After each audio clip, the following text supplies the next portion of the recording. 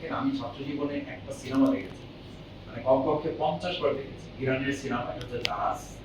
লড়াই করে সে হচ্ছে পুলিশের আইজিপি, ঠিক আছে? তো সে লড়াই করে হচ্ছে গোটা স্টেটের লোক, লড়াই করতে করতে সে গুলির মুখে পড়ে যায় মাফিয়া।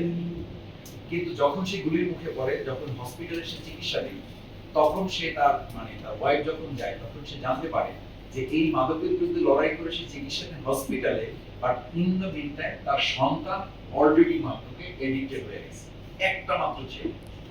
তখন সে বলছে যে আমি আর মরতে চাই না, আমি আমার এই সন্তানের জন্য বেঁচে থাকি। আমি মাদকের বিরুদ্ধে লড়াই করে আজকে মৃত্যুর মুখে মাফিয়াদের সাথে, আর আমার সন্তানই ঘরে তুমি বলছো যে সে মাদকে আসক্ত হয়ে আছে। আমি আপনাদেরকে সতর্ক করছি খুব বিনয়ের সাথে, এই আজকে এখানে যারা আমরা এটাকে ওভারলুক করছি, আমি বলছি এই অর্থে যে বারবার বলছি এটা বেড়ে যাচ্ছে, তাহলে এটা কি করছি আমরা?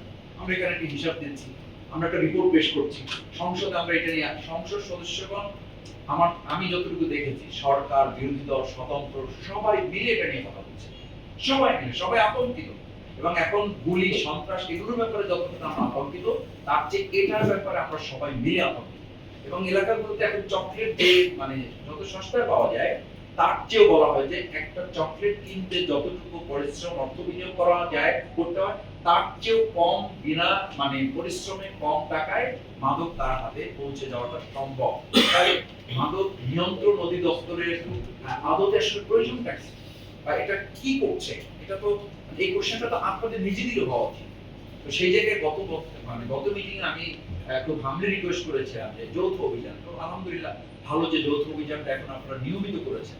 তো নিয়মিত করলে এটা আবার একটা আফটার ইফেক্ট আছে, সেটা হলো যে এটার কার্যকারিতাটা বা এটার প্রতি অ্যাটেনশনটা ঠিক ওইভাবে থাকে কিনা, সেটা আমাদের ভাবতে হবে যে নিয়মিত অভিযান আর এক্সট্রা অর্ডিনারি একটা অভিযান করা, স্পেশাল একটা চিহ্ন অভিযান করা, সেটার এটা তো ইফেক্টটা থেকে ভিন্ন হয়। তো সেই জায়গাটা আমি অনুরোধ করবো যে সেটাও আমরা বিবেচনায় নেওয়া যায়, আলাদা করে কি করা যায় সেটা। আর বাকি এখানে মাদকের ব্যাপারে আমি 4টা স্পেসিফিক পয়েন্ট একটু গত প্রোগ্রামে বলেছিলাম, এবারও বলছি যে আমাদের হামের এটা নিশ্চয়ই আমাদের কাছে গুরুত্বপূর্ণ, কিন্তু আমাদের ইসলামিক ফাউন্ডেশন এবং ইমাম সমিতির সম্মানিত সভাপতি যিনি আছেন, আসলে আমি বেশ কিছু মসজিদে আমার যাওয়ার সুযোগ হয়, ঠিক আমি খেয়াল করি না যে আমাদের সম্মানিত ইমামগণ এটাকে একেবারে মানে সিনসিয়ারলি অ্যাড্রেস করা, স্পেসিফিক্যালি এটাকে অ্যাড্রেস করা, ঠিক এটা কতখানি হয়।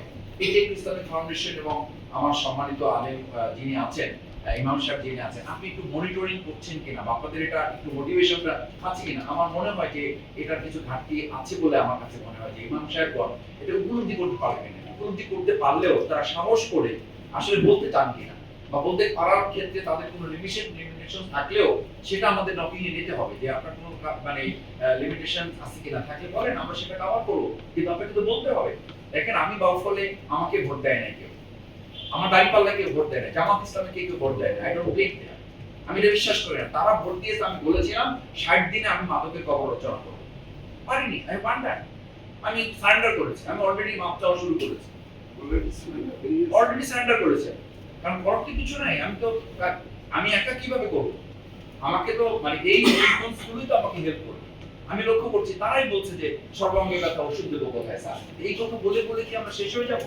আমাদের সন্তানদেরকে একেবারে শেষ করে ফেলবো? তরুণ প্রজন্মকে আমরা শেষ করে ফেলবো? এই জেনারেশন দেশটাকে রক্ষা করবে তাদেরকে আমরা শেষ করে ফেলবো? দেখতে পাচ্ছি চোখের সামনে, বাট উই হ্যাভ না। এটা আমি একটা সারেন্ডার করছি না, ওটা এই আমরা সবাই মিলে তো সারেন্ডার। এটা সে বলতে তো কোনো অসুবিধা নাই।